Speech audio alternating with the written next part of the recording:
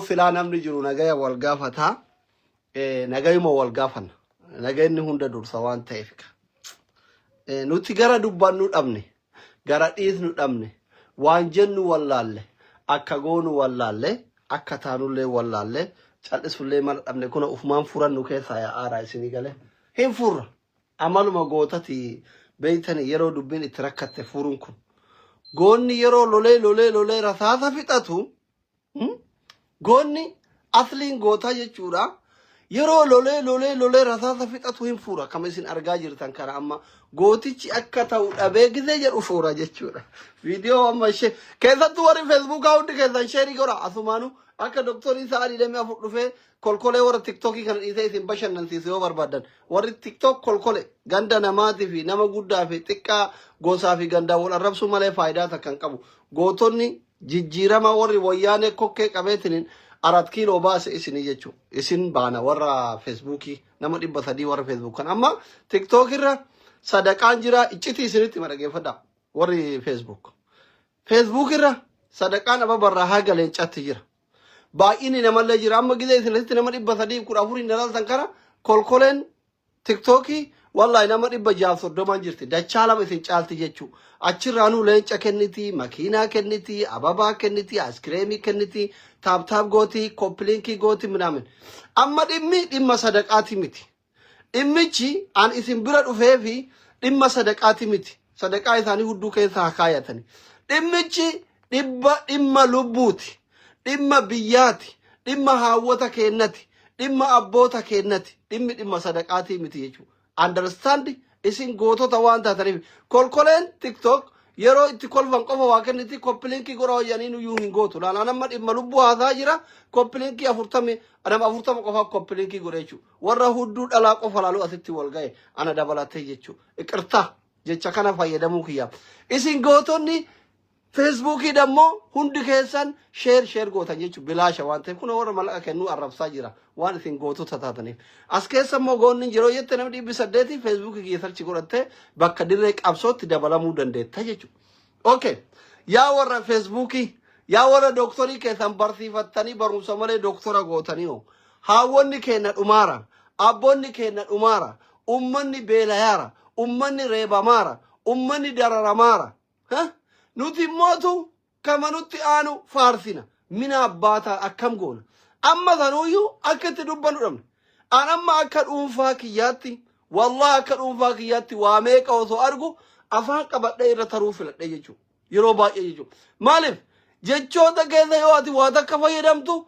ittiin si dha'uuf afaan si qabuuf hunduu waan ati ganda ebaluu taateef waan inni ganda ebaluu ta'eef waan inni gosa ebaluu ta'eef akkana siin jedhan dhugaa jirtu dhiisanii faallaa micciiranii jechuudha eenyaa giraa gabbaan ko polotikaan akkanaa hin dalagu yaa jamaa bar ummata kana irraa dhalattanii bar hay faannoon amma horii oofattu ummata keenya tumtu ummata keenya buqqiftu ummata keenya darartu ummata keenya morma irraa kuttu loon hoolaa haadhaaf abbaa keessanii oofattu taraa takka mootummaa hidhachiisa taraa takka ka mootummaa mormu waliin taa'ee bari'ata faannoon immootu waan ati oromoo ta'eef si buqqisa si dararaa jechuu way badhaadhinaan waan taateef sitti laafu way waan bosona seente sitti laafu way waan abiyyin jibbite sitti laafu jechuu diinni diinaa jechuu diinummaa isaa dubartii miskiina abbaan manaa bira hin jirre ilmoon bira hin jirre daa'ima dhalattu jaarsa guddaa xiqqaa osoo hin jenne tumee qeerraa buqqiseetiniin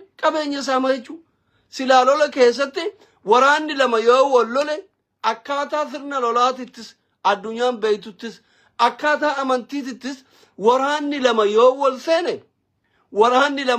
seene ka gamanaa dhukaasus seera waraanaa keessattii fi akkaataa amantiin islaamaa jettuttillee kara jihaadatillee lola keessa maaltu jira biqilaa lafaa ol biqilu eeggadha jira jaarsa manguddoo biyyaa eeggadha jira dubartii eeggadha jira haadha eeggadha jira daa'ima eeggadha jira amma nuti koo giraa gabbaan ka wallol warra hidhate ka maasaraa jiruu fi ka bosona jiru ka dhumu hoo miskiinaa jechuu maali rakkoo miskiina kana amma gaafiin kiyya warra mootummaa mormullee fi warra mootummaa tillee fi warra mootummaa faarsullee fi badiin ummata kanaa isin dhaluudha ujoollee afaan oromoo ta 4 kiiloo jirtuu fi ta dakana afaartituuf ta bosona jirtu gaafii kana gaafii mirgaati naa deebisa booda girrisaan keessan akkanatti duuluun barbaaduwan I am doctor ka bosona jirtullee deeggaruwan ka gora jirullee deeggaruwan ani faarsee bulallee miti dantaa siyaasa keessaniiti an akka doktorii hawaasaa tokkotti akka ilma hawaasaa akka ilma hiyyeessaa tokkotti akka nama haati an jaaladhu gurraattiin akka haadha kaleessa boottuu sun irraa osoo jaaladhu duutee tokkotti jechuudha osoo an wajji boo'u osoo hiriyoonni kiyyana wajji booyan narraa waggaa 2 dura deemtee tokkotti gaafin ummata kana qoy rakkoon ummanni kun haawwanni oromoo kun qabdu isin dhaluudha rakkoon ummanni haawwanni kun qabdu isin hoosisuudha rakkoon haawwanni qabdu harma isin hoosisuudha rakkoon haawwanni kun qabdu isin nyaachisuudha rakkoon haawwanni kun qabdu fincaan isinirraa dhiquudha rakkoon haawwanni kun qabdu ufii beelayanii beela isin baasuudha rakkoon haawwanni kun qabdu isin barsiifachuudha maali badiin jara naannoo oromiyaa hunda keessatti kutaan hin boonne jiru kutaan ilmi jalaan duune jiru kutaan abbaa warraa irraan du'in hin jiru bira tartee isinuu du'aa jirti qabeenyi irraa saamamaa jira badiin jaraa isin dhaluudha yoo isin dhaluu ta'e garatti isin deebifnu deebi'uu dandeettu maaliif ajjeeftan badiin jaraa yooma isin dhalu isin hoosisu isin guddisu fincaan isinirraa dhiqu isin nyaachisu bar haati isin irraa akkatti aangoof jecha riibdan kun jechuudha harmeen oromiyaa keessatti dararamtu wallotti dararamtu wallaggatti dararamtu jimmatti dararamtu arsitti dararamtu baaletti harargatti gujitti booranatti dararamtu harmeen oromoo tuni badiin jarri qabdu isi warra har'a jara dararu kun bosona taa'ee kun aangorra taa'ee dararu waliin mari'achuu didda ka bosona jiru fi ka aangorra jiru jiddutti rakkoon harmee keessan harmeen oromoo qabdu yoo isin dhaluu taate malee maqaa keessan hin beeytu bar tiktok hin qabdu bar facebook hin qabdu bar ifaa hin qabdu bar mana gaarii hin qabdu karaa nagayaa hin qabdu nyaattee hin bultu bar damooza isin hin gaafanne bar naa dabalaa isin hin jenne bar waa takkaayyuu hin qabdu rakkoon harmee oromoo maa innidha kun amma gaafidha kun hoggantoota oromoo warra ofiin jedhuuf warra Itoophiyaa bulchina oromoo bulchina ofiin jedhuuf warra mootummaan kun mootummaa oromooti ofiin jedhuuf warra mootummaan kun nuun taane muka itti naqnee buqqisuu qabna ofiin jedhu hundi keessan maali isin ka haadha keessanii gaachana taane rasaasni keessan haadha keessanitti dhuka'uu malee faannotti dhuka'uun beeku aangoon keessan haadha keessan hidhuu haadha keessan tumuu haadha keessan sabsabaa baasu haadha keessan guyyaa guyyaan birrii irraa guruu malee diinatti dhuka'uun beeku maali siyaasni fokkataan harmee teessan irratti geggeessitan ila ana kana yaachisu oromoo minilik fixuu dadhabe kakadhee isinitti himaa wallahi abbaan feetana jaaladhu abbaan feetana jibbi enee miyyee wanni an kakadhee isinitti himu abbama feete ta'i wanni an kakadhee isinitti himu jechuudha kakadhee wanni asitti himaa inni hundi kee viidiyoo kana sheer godhi namni 1,000 as jirtu kun sheer godhi kompilinki godhi jazba as jala jettee dhugaa kee jette dhuydee qofinati wanni an kakadhee isitti himu isinitti himu ka bosona jirtus ka aangora jirtus oromoo minilik fixuu dadhabe harka irraa ciree harma irraa ciree calii calanqootti calgoree finfinnee keessatti fannisee minilik fixuu dadhabe hayla sillaasan itti taree fixuu dadhabe mallasaan itti taree hayla maaram itti taree namichi ija bal'aa itti taree isin hin fixxan garuu seenaa fokkata seenaa xuraa bara baraan ilmaan keessanii isinitti saalfattu nuti isin ammaani mataa kiyyaan amma wallahi ormaa wajji haasa'uu hin saalfadhan በጣም እኮ ነው ሼም ይነቀባል والله ከመታ ክያትቲ ሼም ይነቀባል ማለት ከ4 ኪሎ ጅሩ አፋን ኦሮሞ ዱበታ ከኦሮሚያ ሁንደ ከሰቲ ቦዩ ሂቅፈቴትን ቦዩ አባ ኢሳት የጁ ነሞ ወጋ ጃተመ ሸንተማት እኮ አያሳዝንም ይሄ ነገር አያሳዝንም ኑቲ በረ ወያኔ ወጋ ዲደም ይቶር በበር ወያኔ አንጎረ ቱርቱ ታካ ትግሬ ሃደ ትግሬ ተቦቱ ነገር በር والله ነገር በር ሂነገረ ኩነ ወጋዲ ደም ይቶርሞ መላሳን በየቡልቼ ኢብን ኃይለ ማርያም ነምጪ እየንቀምልሱን በየቡልቼ takka haadha Tigree tagabbaatee boottuun agarre. Ammaa tana waan dhufii keessa wal beekaniif wal nyaataniif waggaa lamaan qofa darban haati Tigree bootte malee Amaaraa kililii keessa hin jiru barboochi. Dararaan, gudeeddan, reebichi, saamichi Amaaraa kililii keessa hin jiru. Dabuub keessa hin jiru. Ibin Tigraay hin jiru amma laal. Yeroo ati haati keenya hin du'in, abbaan keenya hin du'in, miskiinni hin du'in, hiyyeessi hin reebamin, hin dararamin, hin saamamin jettu aljala kataa'ee gowwaasi hin jedhu isuma afaan Oromoo dubbatu jechuudha. Aboo bi'iznillaahi ilkariimi. Warri afaan bantu aangoo tokko malee osoo aangoon qabne jala kana teetteetiin hin gowwaa jettu imimmaan mana keessatti haa galu. Haadhatee boochisee akka haadha Oromoo takaleessa Wallagga keessa faannoon buqqisee booyarsonitti gabaabdutti torbaan kana keessa jechuudha. Haadhatee boochisee nu haa agarsiisu. Namni gammachuu harmee Wallagga keessaa bootu san si gammachiisee aljalaa koppilinkiin goone sheerin goone yeroo dhiyootti ardhumaa borutti boochisee nu haa agarsiisu jechuudha. Boochisee nu haa agarsiisu. Nuti ko akka ijoollee biyya Arabaa kana jirtu biyya alaa kana jirtu ka aangoon barbaanne ka mootummaan deeggarre ka bosonaan deeggarre akka isin walitti araaramtan gatteettanii mari'atanii jecha kutaan Oromiyaa hamma dandeenyuun waan dandeenyuun gargaariin hin jiru bara. Takka isin duran dhaabbanne bariko waggaa darbe akka jiruun shirkaan ajjeesaa buqqisaa mana tokko qe'ee tokko sangaa qaltanii foon dirraa qofa nyaataa biraa deemaa turtan bara. Waan hunda keenya ka biyya bulchus Oromoo ka barmaanijis Oromoo kuni salphina jennee hamma dandeenyu gargaarsaa turre. Harargee buqqiftan hin beelesitan hamma dandeenyu. Wallaggaan itti deebiftan. Salaalee akkasi Booranni akkasi kutamma dhiyooma kana Baalee akkasi torbaan lama ta'e dura jechuudha. Hamma dandeenyutti waan dandeenyuun hammuma danda'uun qimamii mana madaami faga diyaaspooraan bahutti shilingii qaburraa faxara ofiitirraa qusatee namni rakkataa Oromoon gargaariin hin jiru biyya alaa kana keessa jechuudha. Sinigale miti hin jiru jechuudha.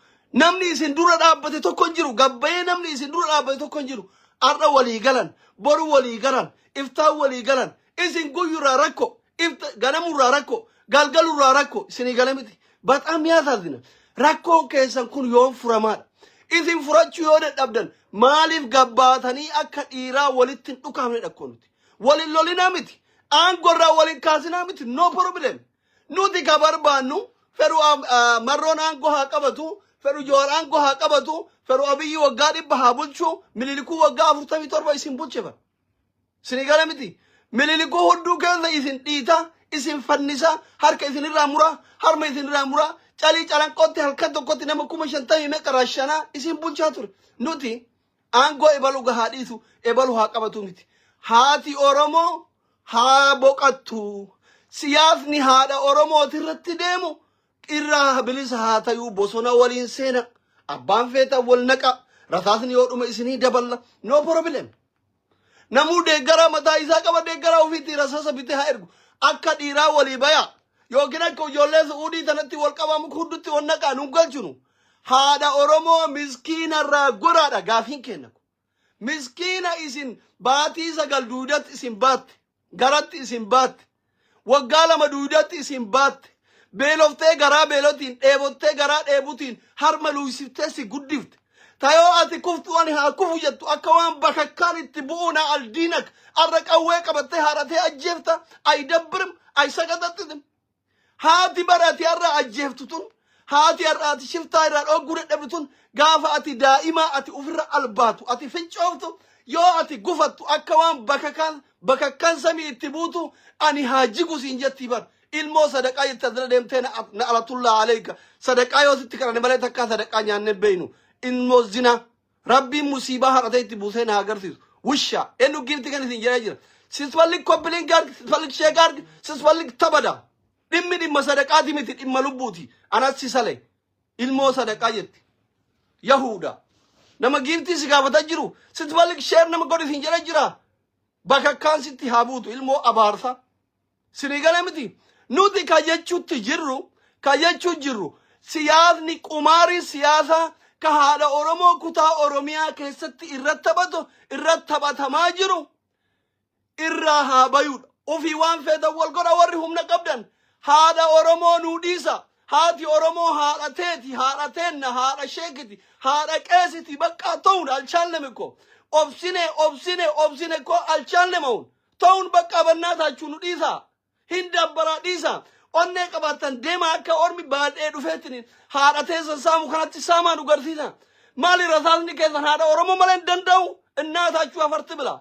Haadha Oromoo malee hin dandeettanii isin haadha teessan galiidhaan jennaan gowwaan galaniitii dhaanee jiran wushoochi nama aarsiti.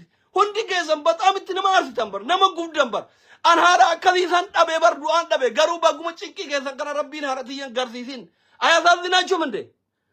Maali isin haalan qabdanii isin maal abbaa keessanii afaan banta koomentii jalatti dhugaa rabbii. Maali coraa dhabuun kuni jira barkoon nama aarsuu kun akkamitti aarsine hay qabsoon nu fuurtee maal bosonumaa seenuu qabna bar jira yoo qabsaa'u goonni onne turraan jigeen fuura sinigalee takkaa kolba wallahi laziim nama gubdan barko hin gubanne bar gubanne dhiiga fuuraa jirra barko dhiiga fuuraarra ija kisira dhiima dargitani du'uu barbaadan osoo biyya jiraadhe isaa kan wallahi haadha san bira dhaqee du'uu barbaadan isuma dhuganna gubaane ko akka keessan kanaa miti jechuudha. Baxaam yaasaasidha. Namni haadha qabu akkamitti harmee Oromoo miskiina waan nyaattee bultu qabnetti garaa jabaata.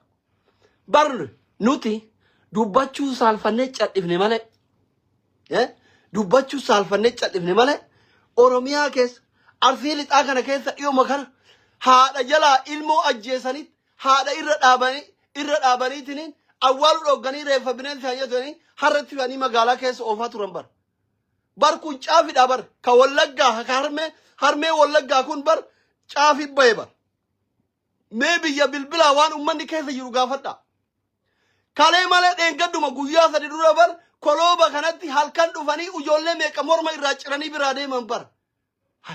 Ka mormi irraa citu ilma Oromoo, ka reebamu haadha Oromoo, ka hidhamu haadha Oromoo, maali ilmi kee shaneedha, maali ilmi kee shanee deeggar, maali bakka namni tokko yoo si jibbe indazii ka as qayyame bade shanee deeggar yeetuma morma sirraa darban bar. Lubbuun namaa qisaasa ta'e bar. Mootummaan tokko mootummaa kan jedhamu, biyyi tokko biyyi kan jedhamu yoo namni nagayaan bahee gale. Ulaagan mootummaa, ulaagan biyyooma, ulaagan walooma yoo nageenni jiraate mootummaan jira. Are you understand? Buchilloonni mootummaa deeggartan. Warri yoo namni waa'ee mootummaa kanaa dubbatu akka waan namni isa jibbuutti duttan, uf wallaaltan, sakkartan, sakkaaraamin garaa quuftu jechuudha. Abiyyi yoo ta'e narra ittiin dhiyaattu na aldiinak soddaadha baran. Sodaadha kanee balaa at qarbamu. Ana biyyi waggaa dhibba osoo bulchee natti tola minen bihoon soddaadha jechuu soddaa kiyya biyya bulchaa jedhee ittiin boona. Garuu ulaagaan mootummaa waggaa 8 abiyyi aangorra jiru kana arda wandi shitat. Wandi bishatti jedheetiin ko hawwii kiyya ko. Borus iftaanis ko akka dhiira urgaawuu fedha ko. Nageenyi murteessaadha. Biyyi tokko biyya kan jedhamu mootummaan tokko mootummaa kan jedhamu yoo namni nagayaan bahee gale. Nagayaan bayanii galuun ko yaaddo baram namni nagayaan baheetiin hin galu bar Itoophiyaa keessatti. So ani ka bosona jirtus ka aangorra jirtus qumaarri siyaasa harmee Oromootirraa kaasa. Yoo humna qabaattan yoo dandeettan afaan nagayaatiin ta'a waliin mari'adha. Yoo baawunbar zuriyaa ta'uu yaayyu orma wajjinuu mari'ataa jirtani. Orma wajjinuu mari'ataa jirtani baawunbar zuriyaa ta'uu yaayyu. Yookiin immoo kara bosonaa achi siqa. Achi siqaatiniin nuti yoo warri mootummaa deeggarullee waraana mootummaati qawwee haa bitu. Warri warra bosonaa deeggarullee warra bosonaati qawwee haa bitu. Awaati isin rasaasa fixattaniin isinii binnaa jechuudha.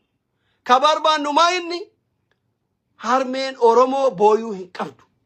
Imimmaan harmee Oromoo kutaa Oromiyaa keessa hunda irraa dhaabbachuu qabaadha gaafiin kenna. Gaafiin kenna kana. Dhimmichi dhimma poolitikaa keessanii miti. Haati Oromoo nagayaan baatee galuu qabdiidha.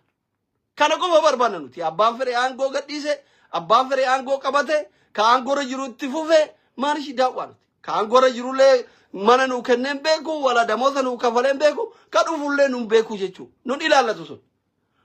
Nu warra maallaqaan bitamuu miti osoo bitamne bara kana bitamna. alfallig mane yakule abban fere mallaqan nabitachun dandawle so man degarule billion bikafluñ haati oromo du'a ima wakadwan hay biyi de nabilisomte ifanu ife mal fi gora ifan biyi kabaredu yo namni nagayam baye gale male esa mal god mal si god sinigalera kanaf nu kabarbannu politika keessan qumara keessan harme oromotirra nu kasa ma qabira buftan kana irra akka ka ubarban are you understand sinigalera kana how we can kana kaduma video kana share gora namni kuma dibba yadirtan kun wara immi ilalatu dabran gaya rabbi biya kenna naga ha goru femasota le heddu wara biya kenna yiru heddun ko madina karako qabu warra siyasati warra biya bulcha jiru male femasi nakarata e garab bitame minamu jettani war ala kan jirta ile ina hundu akku bakko jirtani sagle dafi mali famo zo kabiya kenna jiru gana no yere ol furani tuman hidadini rakko dirqamatu isa iyisi sai warra biya kenna jiru le dirqamatu motumma de garsiisa yero tokko aradata femasi ne balu callise callisu rakko miti isa ozomida oromo argu biyyi bilisomte biyyi negaya biyyi badate jedhe dhuga oromo awwalu kana siguba male inni callise akkata wamantiitille balan tokko yoo deema jiraate yoo dandeetti addaan dhoggi jira yoo dadhabde mootu jibbi jira ka callise jibbe callise inni callisu jibbe dubbachu gara dhabe callise isa caffaru femasota biyya keessa jira warri quba itti qabdaa jirta illee isa caffaru itti quba qaba male isa callise dhiisa are you understand kanuma yeroo gaarii qabadha maal furre qabsoon nu fixe subhanallah qallal furre ma waan furaa kiyya kan le rabbi hadubbato ya rabbi furaa kiyya kana laale harme oromo rakko baate ati qabsaayana garuma